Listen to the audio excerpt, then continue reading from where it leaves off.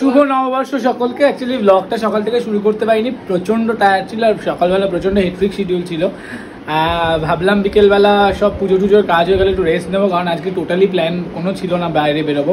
এই যে এসে হাজির হয়েছে, ছিল না কিন্তু বাইরে বেরিয়েছিলিস। বাইরে সবাইকে আমার দিকে দেখা, সবাইকে শুভ নববর্ষের প্রীতি এবং শুভেচ্ছা আমার তরফ থেকে। বাবা আমার ব্লগে ওর তরফ থেকে বলছে। যাই হোক, বাইরে বেরিয়েছিলাম, মানে জাস্ট 5 মিনিটের জন্য একটু দরকারে বেরিয়েছিলাম। ভাবলাম পুজো টুজো করে একটু রেস্ট নেবো, কিন্তু রেস্ট নেওয়ার কোনো উপায় নেই বিকজ অফ এই দাদা চলে এসছে জ্বালাতে। কি করতে এসছিস? এইটা দেখাতে চাই আজকে আমি দুপুরবেলা কি খেয়েছি। ও নাকি চিকেন খেয়েছে, বুঝতে পারছো? এটা চিকেন নিজে বানিয়েছি বাবা। তো অলরেডি এসেই খাওয়া দাওয়া শুরু করে দিয়েছে, আবার বলছে আর কি খাবার আছে, আর কি গিফট আছে। আসল কথা কিন্তু ওটা নিতে এসছে, ঠিক আছে? আরেকটা জিনিস বলার আছে, একটু সেটেল। আমি ঘরে এলাম, ওর খাটে এই কালো টিপটা দেখতে পেলাম। কালো টিপটা ওর ঘরে কি করছে আমি বুঝতে পারছি। অ্যাকচুয়ালি কালো টিপটা হলো আমার বউ এসেছিল, তো বউ আর আমি একসাথে আর বললাম না। বউ কালো টিপ পরে না, আমি চিনি ওর বউকে। কালো টিপ পরে না, বাজে কথা। এটা অন্য কেউ এসেছিল, আমি ঘরে, ও দরজা বন্ধ করে বসেছিল, আমি দরজা খুলে ঢুকে দেখি কালো টিপ খাটে পড়ে আছে। কি যাতা, মানে তো তুই এসছিস যেই কাজে, তোর তো গিফটের দরকার, সেইটা দেবো, তাই তো? তো আমি জানি না, সিধা হয়ে বসি, নাহলে সবাই ভাবে ওদের বাড়ি এসে শুধু শুয়ে পড়ে। হ্যাঁ, শুধু শুয়েই তো পড়ে। তো আমি জানি না ওর পছন্দ হবে কিনা। ও আমার জন্য কিচ্ছু আনেনি, আমার জন্য একটা কিচ্ছু আনেনি। না পয়লা বৈশাখে গিফট দিয়েছে, না কোথাও গেলে গিফট দেয়। কয়েকদিন আগে কাশ্মীর থেকে ওই যা এনেছে তাই। বাট আমি কিন্তু ঠিক মনে করে জানি না পছন্দ হবে কিনা। দেখেছে ওই সাইডে, ওর জন্যই বসেছে। প্যাকেটটা খুলে কেউ কাউকে দেয়, এটা দেখে ভালো লাগে। ও আচ্ছা, তো এইটা দেবো তোকে, বাট জানি না তোর পছন্দ হবে কিনা। আচ্ছা, এটা নয় পয়লা বৈশাখের গিফট। এটা পয়লা বৈশাখ না, এটা জন্মদিন প্লাস পয়লা বৈশাখ, কারণ এটা অনেকটা আর বললাম না তো, আমার তো অত সামর্থ্য নেই, বাট তাও আমি চেষ্টা করেছি। আচ্ছা, আমি একটা কথা বলতে চাই গিফটটা দেখার আগে। একটা মানুষ যখনই কোনো কিছু জিনিস মানে সে খরচা করছে, সে কিছু আউটপুট বা ইনপুট পাচ্ছে বলেই তো সে খরচা করছে। আমি কিচ্ছু পাই না, তাই সেটা দেখায় না বলে বুঝতে পারো না, কিন্তু এই জিনিসগুলো দেওয়ার পিছনে রিজনটা হচ্ছে ওটা। কোনো কিচ্ছু রিজন নেই, রিজন থাকলে তোমাকে দেখাতাম। আউটপুট পাচ্ছে তাই জন্য সে ইনপুট করছে। হ্যাঁ, না কোনো কিছু থাকলে ডেফিনেট যাচ্ছি, কোনো কিছু থাকলে ডেফিনেটলি দেখাতাম। বাট এটা কেউ ওকে দিয়েছে, সেটাই আমাকে ছি ছি, এটা পছন্দ হবে কিনা, সাইজে হবে কিনা জানি না।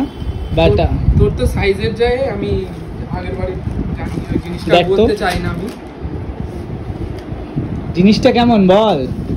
জিনিসটা ভালো, জিনিসটা আমার খুব পছন্দ হয়েছিল, বাট মা আমাকে খেলাবে বলে আমি আর হইনি। বাট দেখ পিছনে জিনিসটা একটু আমার বলে দে, পছন্দ না হলে বলে দে, আমি চেঞ্জ করে নেব, বুঝতে পারছি। বাট পরে দেখ একবার, মানে জিনিসটা কি পছন্দ হয়নি? যদি কালো ইয়ে দিয়ে পড়তে পারবি, জিনিসটা পছন্দ, কালারটার জন্য কেমন একটা লাগছে। দেখলি কাজ, কি কাজ রে তোর? কি কাজ? হ্যাঁ বলো, এসছো বাড়িতে? এসছো? ব্যস্ত মানুষ হলে যা হয়, বুঝলে? তারপর টি শার্টটা আমায় দিয়ে যাবি খুলে। তোমরা মানে এরকম জামা পেয়ে কে পরতে, ও এটা ভাই আমায় দিয়ে দে, আমি পরবো। দেখ ফিটিংস দেখেছিস?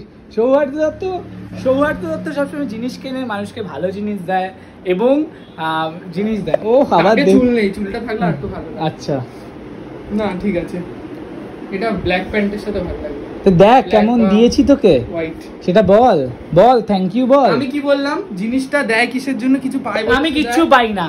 আমাকে জন্মদিনে মোটে একটা বাঁশ গাছ দিয়েছে, যেটা সবসময় দেয়, বাঁশ দেয় পিছনে, তাকে ঘুরে বেড়াবে। ও এই হয়ে গেল গিফট। আমি শুধু দেখাবো ব্লগে যে কবে খাওয়ায়, ঠিক আছে? আমি শুধু দেখাবো। এখনো আমার দুটো গিফট বাকি আছে, যদি এই বছরটা আমি ধরি। এই বছর না ধরলে এখন দুটো গিফট ওকে গিফট দিয়ে ভর্তি করে দিচ্ছি। এই যে পুরী থেকে আনলাম, দীঘা থেকে আনলাম, জন্মদিনের গিফট না ওগুলো, ওই জন্মদিন সব মিলিয়ে। তাহলে তুমি হেগে যাও। ইস কি ভাষা। তাহলে আমিও 10 টাকা, তাহলে ফিটিং করাতে হবে না বল?